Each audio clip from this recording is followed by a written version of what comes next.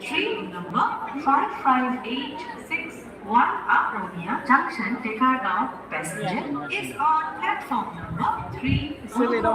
Mongolia. गाड़ी संख्या 558 जुनिमुआ रोनिया junction Tekargaon passenger 3 number platform रोड আছে। कृपया ध्यान दें गाड़ी संख्या 558 जंक्शन टेकारगांव पैसेंजर प्लेटफॉर्म क्रमांक 3 पर खड़ी है।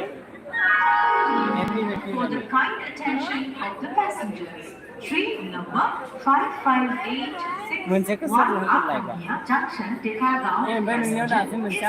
platform number 3 Monogorokoni, Mongolia. गाड़ी संख्या 558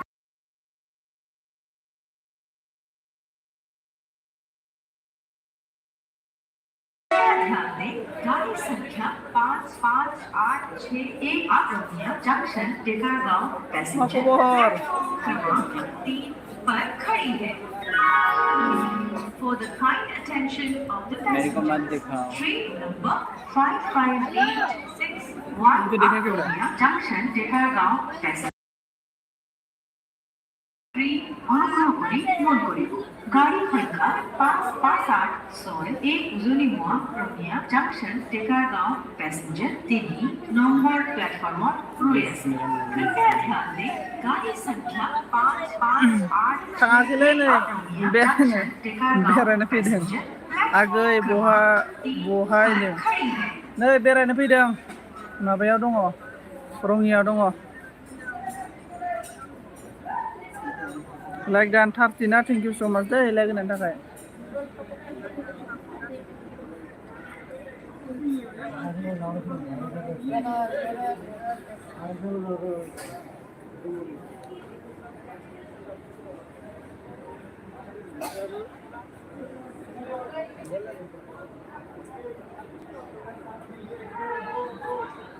जोंनि रङियासो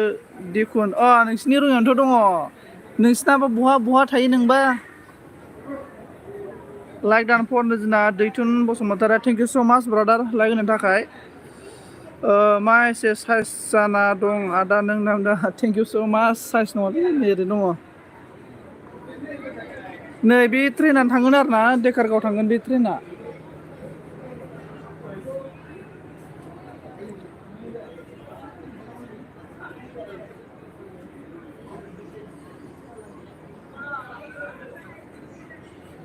बहा थांनो नागिरदोंब्रा रङियाव दङ रङियाव माबा लांफैदोंलै ड्रेस लांफैदों बावखुंग्रियाव गाखोनो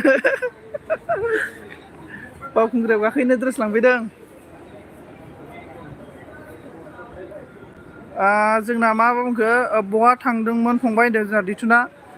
ब्रादार थांनो माने रङियाव फैखादोंमोन ओमफ्राय जोंना लक्ष्मिताया मा बुंखो आं गुवाहाटियाव हाबा जाबाय आगै 1 इयार्स जाबाय हाबा जानायानो आदसा 1 इयार्स जाबाय आरोना संसारा मादों आदा आंनो गस्लाखौ माबायदि कालारखौ लाबोखो होनदोंना गस्लाथ' लायाखै दे आङो लानायालाय ओमफ्राय दैथुना मा बुंखो जोंना दे मोजां फंबाय होनदों अके थेंक इउ दैथुन ब्रादार नों बहा दङ दासान्दि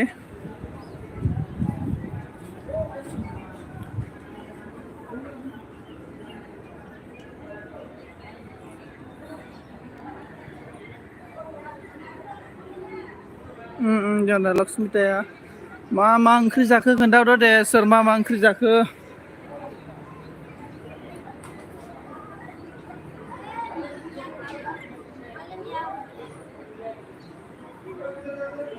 आं हायद्राबादावसो फंबाय दा हायद्राबादाव आदसा हायद्राबादावसो आरोना न'आव फैयाखै नामा आदा बैसागो जानो न'आव फैयाखै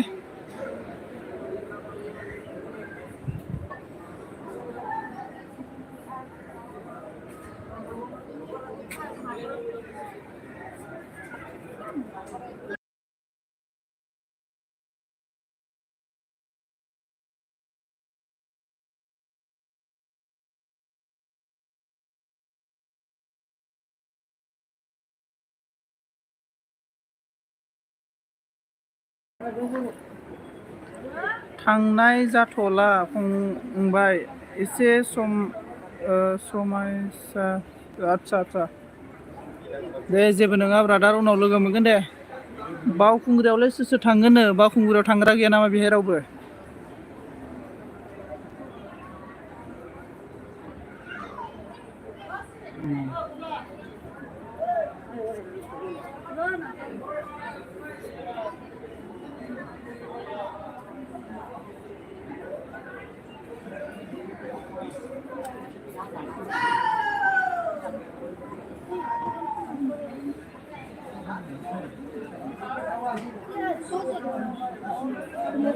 माथो एसे लेट जादों ना माबा मेसेजआ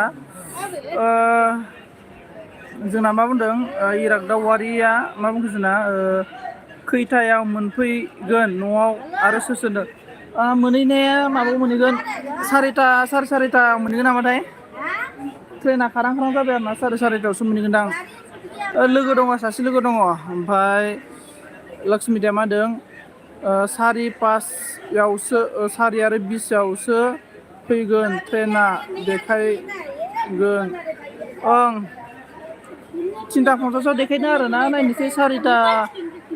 सारिथायाव जुदि खारोब्ला हमना ला 5थासो जाहैगोन आरोना उदालगुरियाव 1 घन्टा ओमफ्राय दैथुन ब्रादारा मा होनदों खबर सबर माबोरै दं फंबाय होनदों खबराथ' बर्थमान थिगानो दंलै दंनायालाय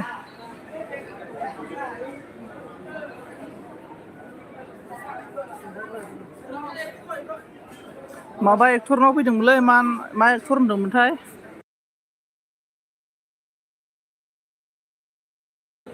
कमल एक्टरनि गस्ला दखानाव फैदोंमोनलै रङियाव ओमफ्राय माथो मोजां मोजांखौनो गैया सारिथा बिसआवसो खारगोन बे ट्रेना कमल एक्टर होनदों आदसा सारिथा बिसआवसो आरो ने नायनोसै खैथायाव खारनाय जायो आं दाख्लै मालाबा टाइम मथे खारोमोनलै बिदिनो सारिथा गाहाम जायोमोन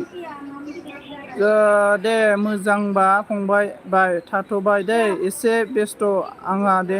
अके जेबो नङा दे ब्रादार दे थेंक इउ स' माच आंनि एलबियाव फैनानै नुजाफैनायनि थाखाय थेंक इउ ओरैनो दसे होलाबायदोलां एलबिखौनो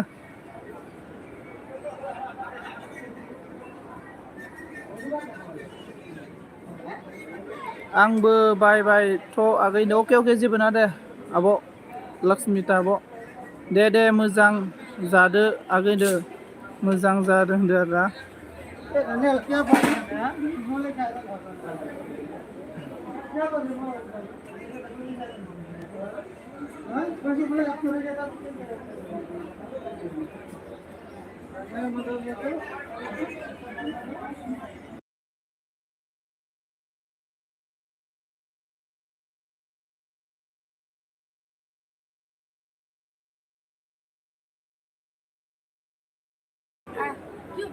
आंनि एबारनिफ्राय रुमाव फैथारलालै आं सिगाङाव फैखांबाय मोनखायाखै सिगां आइनि न'खा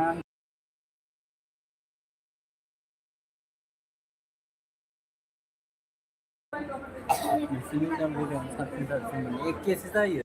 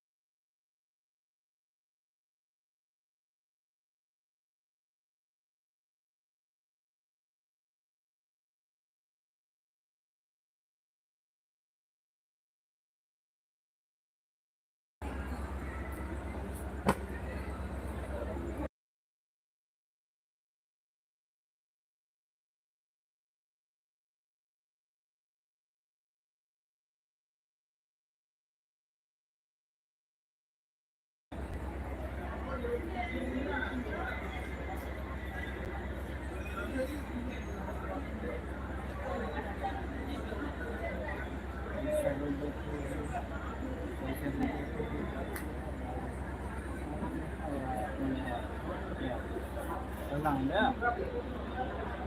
बिलाइ गोजौआव दं माथो सेर सबसे गोजौआव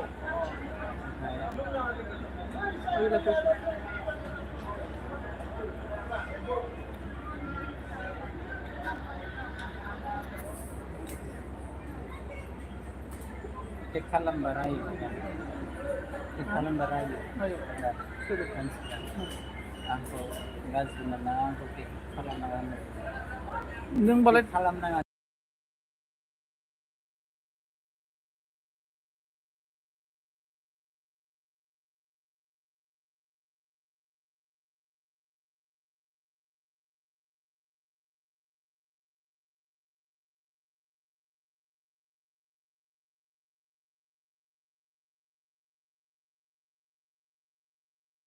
बे आदाया इयावसो दं आं अबाव थाहैगोन दा आदा सानदों क्रिस्टियान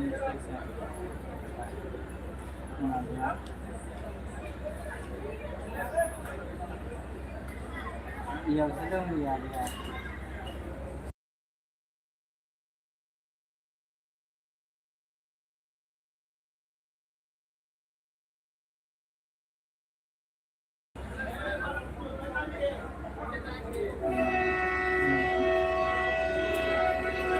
हारसिगोन ना लेब्रा इदि खालारा इनि खालारा हारसिंथ' आरो ना बे नङा हा बि थांनाङा बेनो दा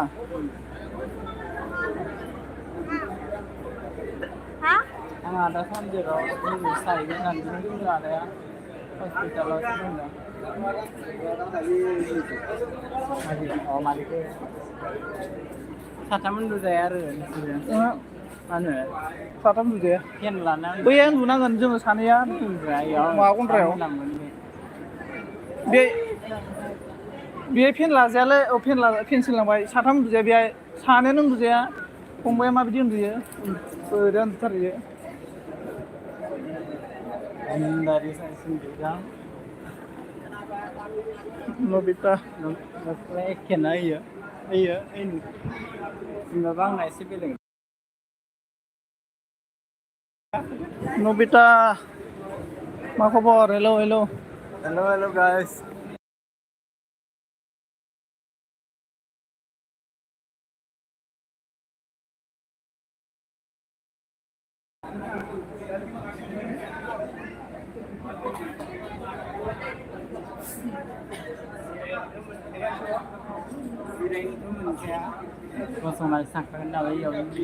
बहा दं रङिया दङ रङियाव रङिया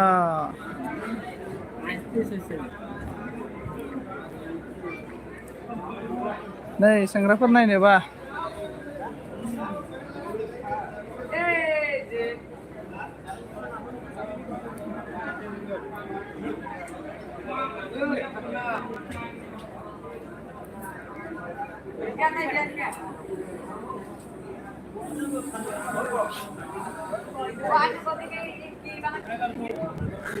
नाया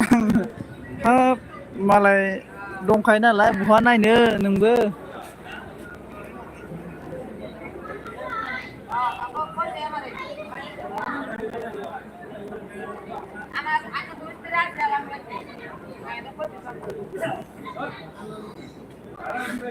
मा खबर ओमफ्राय ओंखाम जाना जायाखै खोन्थाहरलाय बहाबा थांदोंमोन नामा रङियावनो फैदोंमोन बेरायनो फैदोंमोन रङियाव बैसागोनि माबा लांनो फैदोंमोन ड्रेस लांनो फैदोंमोनलै खामानि गैया माथो बेखारसो रङियाव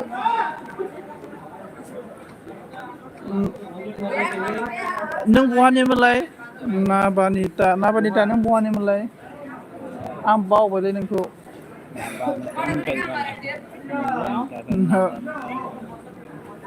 ओमफ्राय जोंना हाय ब्र गुड इभिनिं ब्र गुड इभिनिं जादों नामा आरो दायो 6ता जायाखै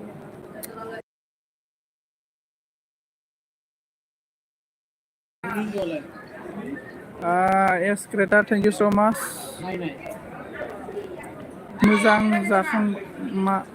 मोजां जाखांबाय आरोना तामुलपुरनि आदसा नों तामुलपुरनिसो आरो ने अच्छा तामुलपुरनिसो होमबा खाना हो गया क्या आपका हाँ खाना हो गया ब्रदर खाना हो गया और आपका बताओ खाना हुआ कि नहीं हुआ है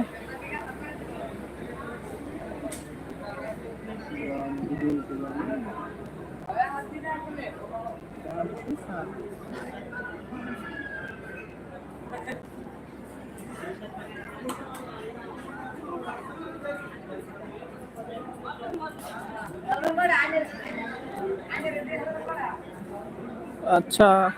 आपका भी हो गया खाना अच्छा अच्छा और बताओ अभी क्या कर रहा है खारसिन थांलै देना माथो वार्निं होलाबाय थाखो अबेथो अबे मोनसे होदों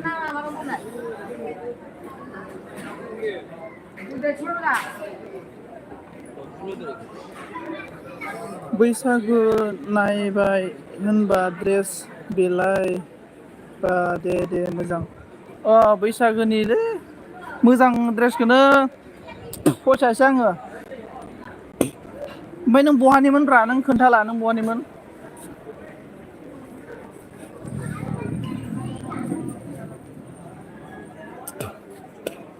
माबायाव बावखुंग्रियाव थांनांगोन ना बावखुंग्रियाव थांनांगोन बावखुंग्रियाव सिख्लाफोर नायनांगौलै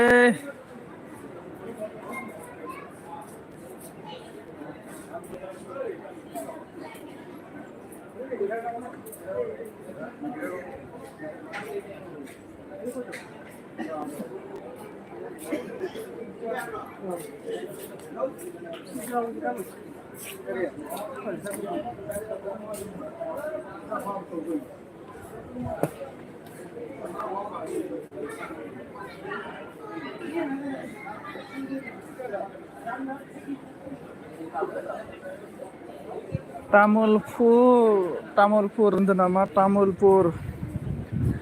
बावखुंग्रियाव थांना थाङा नोंलाय बावखुंग्रियाव खोन्थाहरलाय देलाय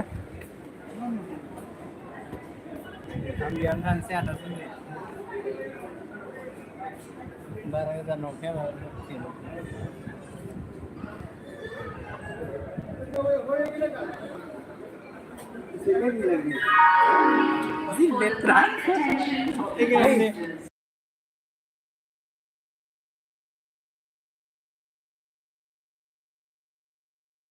On platform number 3, অনুগ্রহকরি মন করিব গাড়ী সংখ্যা 55861 উজনিমুৱা ৰঙিয়া জাংচন টেকাৰগাঁও थ'ब्रा आंखौलाय मानो दान थाङो ना प्लेटफॉर्मত ৰৈ আছে कृपया ध्यान दें गाड़ी संख्या 55861 Rangia junction Tekargaon passenger platform क्रमांक 3 पर खड़ी है For the kind attention of the passengers, train number 55861 Rangya Junction, Tekargaon passenger is on platform number 3 অনুগ্রহকরি মন করিব গাড়ী সংখ্যা 55861 উজনিমুৱা ৰঙিয়া জাংচন টেকাৰগাঁও पैसेंजर 3 নম্বৰ প্লেটফৰ্মত ৰৈ আছে कृपया ध्यान दें गाड़ी संख्या 55861 Rangia junction Tekargaon passenger platform क्रमांक 3 पर खड़ी है जा कमेन्टखौनो नुवाखैलै नोंसिनिखौ मिथिबायना कमेन्टआनो अफ जादोंमोन क्या खबर आबिया बेटा मा होनदों मिटिङाव फैदिया नामा मिटिङाव थाङासैलै गैया मिटिङाव थांनाय जायासै लाइक कर दिया thank you so much brother thank you like करने के लिए thank you so much message अभी देखा है मतलब मैसेज देखा नहीं था अभी देखा है सपोर्ट खालामदो आंखौबो खालामगासिनो नाबानिता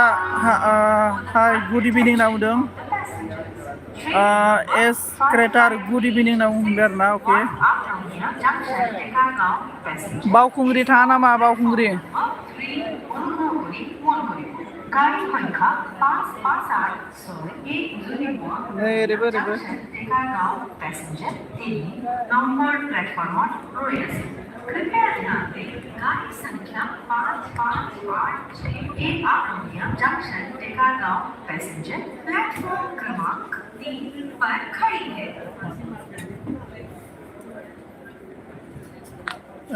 अच्छा ऐसा है क्या ब्रो? हाँ ब्रो, मतलब मैसेज नहीं आया था, अभी आ गया मैसेज। मतलब क्या हुआ था मालूम नहीं, कुछ प्रॉब्लम हुआ था होगा शायद, अभी ठीक हो गया। मिटिं जानाय खाथिनि आङो मिटिं जानायाथ' बबेखि जादों आं मिथियानो। माने आं मिटिंखौ खोनाखादों, मिटिं जादों, आंनावबो माबा फैदोंमोन, लोगोफोरा आंनोबो लाइजाम हरदों मिटिङाव थांनोबा नै उमुक उमुक थारिखआव दङ, उमुक थारिखआव नैबे आलासि फैगोन होननानै आंनो खोन्थाखादों। ओमफ्राय लेंहरदोंबो आंखौ मिटिङाव, ओमफ्राय बाट आङो थाङासै आरो ना, समा मिलायासै आरो ना। दायोबा बबे साइडखि जायोमोनथाय आं बेखौबा मिथिला। हाँ यस करता दे ना बनीता ओके, किधर का रहने वाला है बोला? आसाम का है, आसाम का। आसाम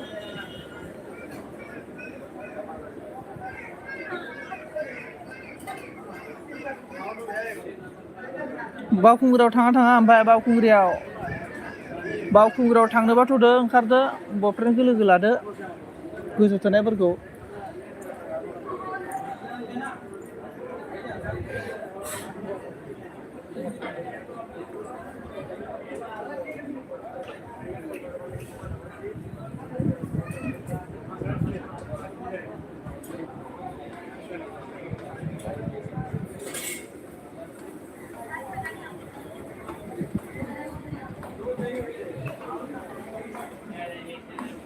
नायनि र' मा जाहैदों, फैदो मा नायनि सायनिब्रा। बेरायखानांगौनो, दानो हाबा जायानो बेरायखानांगौ, देनां हाबा जाबाथाय बेरायनो टाइम मोननाय नङाबो। सिख्ला समावनो बेरायखा, आंबा सेंग्रा समावनो बेरायखायो दाना नै। देनां हाबा जाबाथाय बेरायनो मोननाय नङा आरो ना, ओंखायनो सिख्ला समावनो बेरायखा।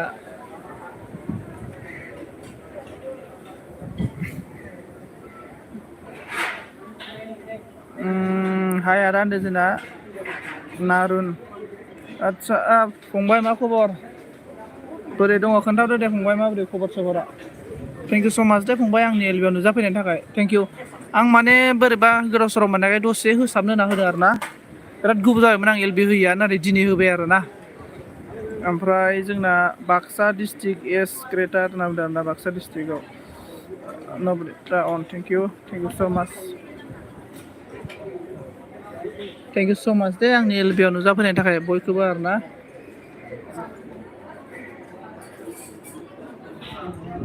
जोंना फंबाय मा खालामबाय दङ फंबाय? और बोलो ब्रदर कैसा है आपका हाल चाल? और आपका कहाँ रहने वाला है बता दीजिए। सपोर्ट करो, कर दो, एस क्रेटर बोल रहा है। एस क्रेटर सपोर्ट कर दो, देखो आपको बोल रहा है। हेलो ब्रो, बहाय दं होनना बुंदों जोंना, बाब सोरलिलाय अ नो एम एस बि ब्रादार नैलै रङियाव दं आङो, रङियाव दङ। जोंना फंबाया मा बुंखो, चेनेला मनेटाइज जाबा एलबि होनो बारा गोसोखाङानो स'आदा। ओं मन' जाखांनायनि उनाव एलबि होनो बायोना जासान्दिल'सो मानसिफोरा, बिदिनो आरो ना। माने आंना टाइमबो मिलायलालै, आरो एलबि होबाय थाबा माबा बायदि नुयोलै, एसेबां प्रफेसनेल बायदि नुवा आरो ना। एलबि होबाय थाबाथाय प्रफेसनेल बायदि नुनो नागिरा आरो ना। हायोबा भिडिअखौनो एसे मोजां भिडिअ बानायबा मोजां आरो। जोंना एम एस बिआ मा बुंखो? आदसा नंगौ नामा, रङिया मा लायनो? रङियाव माबा फैदोंमोनलै, कमल एक्टरनि दख'ना स्ट'राव फैदोंमोन।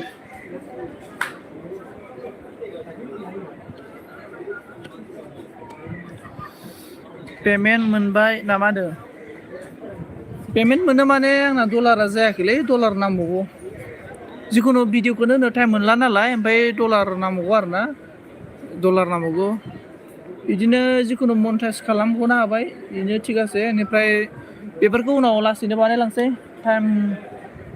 टाइमफोराबो मिलायाना भिडिअ बानायनोबो खामानियाव बेस्थ' जायोना उनाव लासैनो बानायलांसै आरोना बेफोरखौ आंहाबो एलबि होनो समखौनो मोनथारा नामदार आं बिदिनो जायो सम मोननो नागिरा ना खामानियाव बेस्थ' जायोना बयबो गाव गावबागावनियाव खिन्थु एलबिबो होनो मोननो नागिरा बेरायनोबो हानो नागिरा बेबायदि जालाङो आरोना ओमफ्राय जोंना एम एस बिया मा बुंखो अ नंगौ नामा मोजां दे ब्र' होनना बुंदों अके बहानिमोन ब्र' आङो उदालगुरिनि ब्र' आं उदालगुरिनि ओमफ्राय नबनिताया मा बुंखो बहा दख'ना बायबाय नामा गार्लफ्रेन्ड होनदों दख'ना बायाखैलै बे माबा आर'नाइ गस्लासो नायनो फैदोंमोन दख'ना बायाखै आर'नाइ गस्ला नायनो फैदोंमोन दख'नाखौलाय बायनानै सोरनो हरनोब्रा गार्लफ्रेन्ड गैया मा गैयानो गार्लफ्रेन्ड थानाय मोनबा हरगौमोन दा गार्लफ्रेन्डबो गैया जाहैबायना आदाखौथ' सालबारियाव फैबाबो लोगो हमनो मोनासै नामजादा बेनोथ'लै मा जागोनथाय नै ट्रेना वारनिं होबायलाय खारसिन खोमा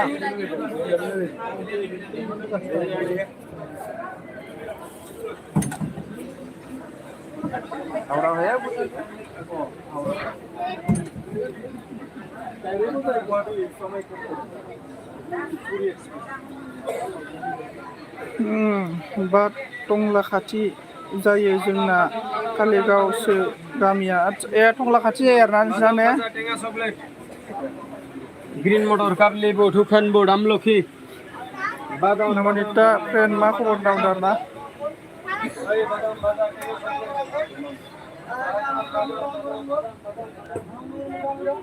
खारबायलै नै ट्रेना जोंना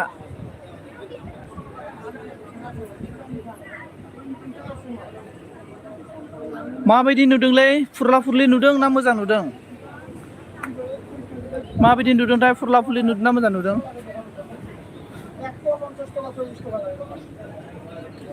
नै आर्मि गारि लाबोदों देनजार आर्मि गारि लाबोदों नालाय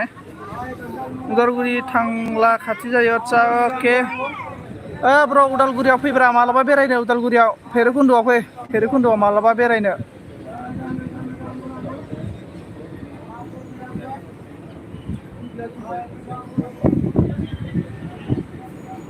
आर्मि ट्रेन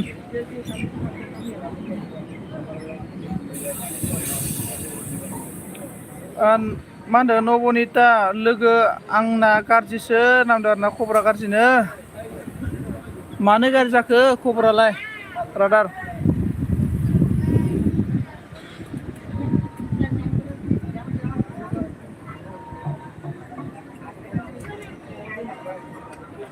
आंना चेनेलनि नेमा एस बि बड' किउ थ्रिन्दो आदसा ब्र' आं ओंखायनोथ' एसे माबानाय सिनायनाय मोनखादों आरोना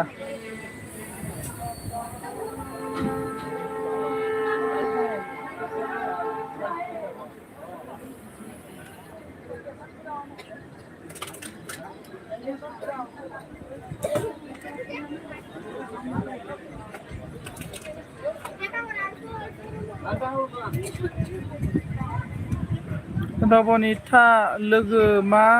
खामनो उफाय गैया गार्लफ्रेन्ड मोनाखै ओंलै जोंना सेंग्राफोरना प्रब्लेमा बेनो नबनिताया मेसेज दानलायलायबाय नै थेङा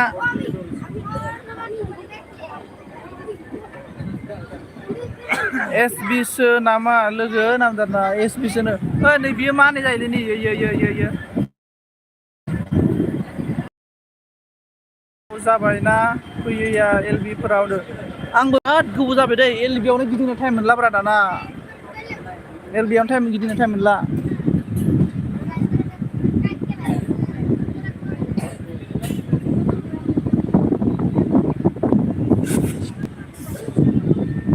नै नबनिता नोंसिनि गामिखौ बिदाय लाबाय आरोना बाय लाबाय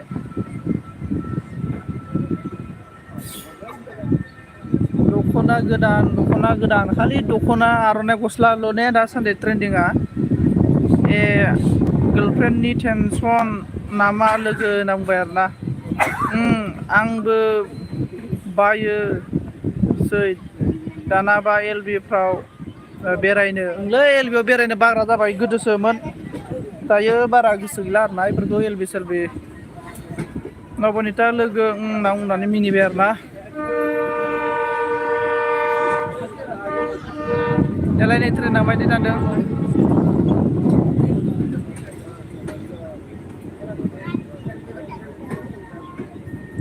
आङो दोनथ'नोसै खोमा दै लोगोफोर ना मा बुङो बिदाय लालायनोसै ने लोगो मोनगोन र' लाइक साब खालामबाय दे ब्र'न्ड अके थेंक इउ स' माच दे लाइक खालामनायनि थाखाय थेंक इउ स' माच ओमफ्राय बावखुंग्रियाव थांगोन नामा बावखुंग्रियाव थांगोनबा लोगो मोनगोन बावखुंग्रियाव कन्टेक्ट खालामलायबानो जाबाय आंथ' थांखागोन आरोना थांनायालाय नबनिता लोगोआ सिनायाखै नामा होनना बुंदों आरोना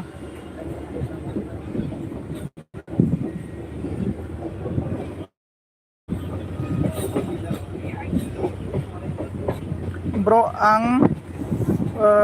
गुजरातआवसो दं आदसा नों गुजरातआवसो दं आरोना अके जोंना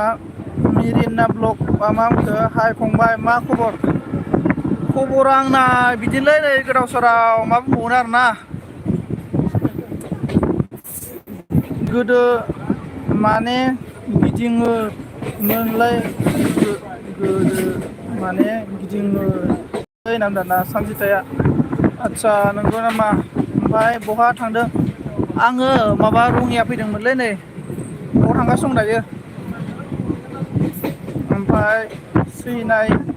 सिनायबाय दे लोगो होनना बुंदों नबनिता मा होनदों नबनिता लोगो ए नंगौ नामा होनदों ओमफ्राय सानजिया मा बुंखो आंखौ 2K खालामलाय हायोबा होनना बुंदों आरोना 2K बोरै खालामनो आयु आं दाना आइडि साइडि बानायलाना बारा गोसोआनो गैलालै आं दाना इउटुबफोराव ओमफ्राय दिनै होसाबबाय आं होमबाबो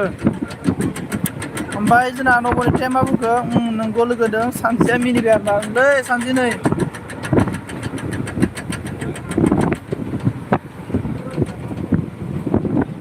जा स्पिड खारखायो ट्रेनानो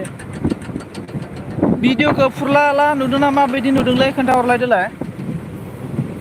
नबनिता लोगो दे अब्ला बाय दे आंबो बेस्थ' अके बाय ब्र' बाय अके थेंक इउ स' माच अके थेंक इउ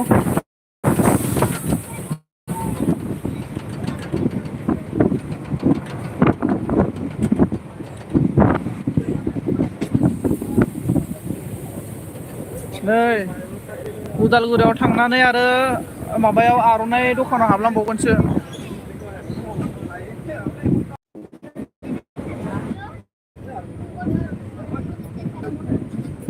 नेट प्रब्लेम जाबायलै दाननांसिगोन जाला